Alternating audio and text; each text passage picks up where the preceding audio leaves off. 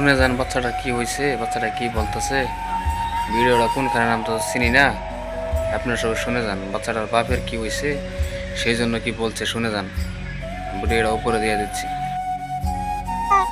বাবা সারা দুনিয়া কেউ নাই, কেউ নাই দুনিয়ায় বাবা সারা, বাবা সারা কেউ নাই, বাবা সব কিছু, বাবা আত্মা, বাবা কলিজা, বাবা আমার আত্মা, বাবা